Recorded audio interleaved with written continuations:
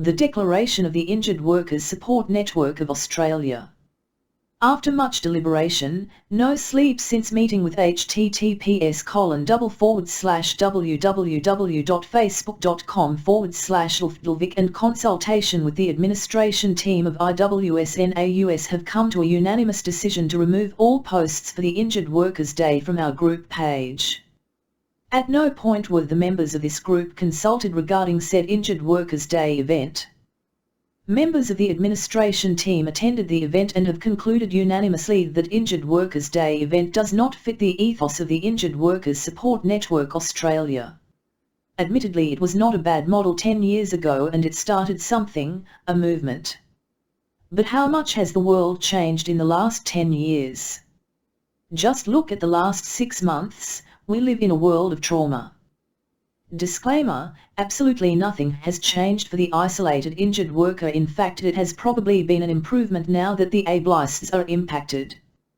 People who have been disabled, developed mental illness as a result of workplace injury, family breakdowns, complete loss of identity as a person, soulless, losing your family home, and most tragically workplace deaths.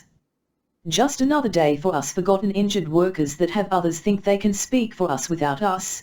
This is how we live, know, survive, know, exist, suffer, die. It's a brand new world and it's time for brand new ideas. We are aware of HACSU's priorities, and very aware of who key stakeholders are, not injured workers, but peak body unions, legal firms and prospective new union members. HACSU also consciously decided not to involve WorkSafe in this event either. This is a fatal error of judgment by HACSU. This is Paul Healy, dictating, not representing his members. An egocentric narrative attempting to impress, but all you are doing is destroying the union movement. This should not be about ego, it's about saving the lives of traumatized, victimized, financially destitute, broken families, shattered dreams, and suicides of injured workers and the tremendous impact that has on families and society as a whole. WorkSafe need to hear the true trauma of what life is like after injury. Who are you to make the decision for the injured workers? You don't care about injured workers, you are only serving your ego and disenfranchise your members. The union movement needs an update if they are to survive. Admittedly, WorkSafe also lacked consultation from its injured workforce members and there is much room for improvement, but if we can't engage together as a community supporting injured workers, we will never get anywhere, any of us. Stop creating divisive platforms, and FFS stop speaking for injured workers, if you are not willing to listen to them. Paul Healy has never contributed to this group and his first post was to promote an event about us without us. Injured workers are not to be used as cannon fodder for the union movement. If they are not willing to support us, they should be willing to refund us. We want to shape the services injured workers need, with choice and control, so that support reflects the way injured workers can live their life.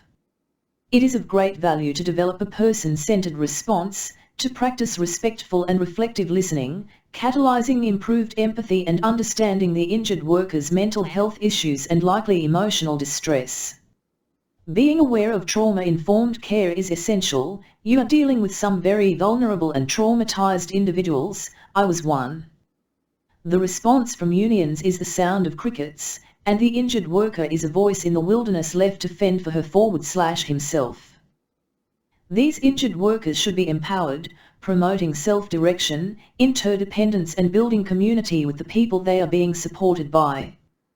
These key principles are the foundation of the Injured Workers Support Network Australia.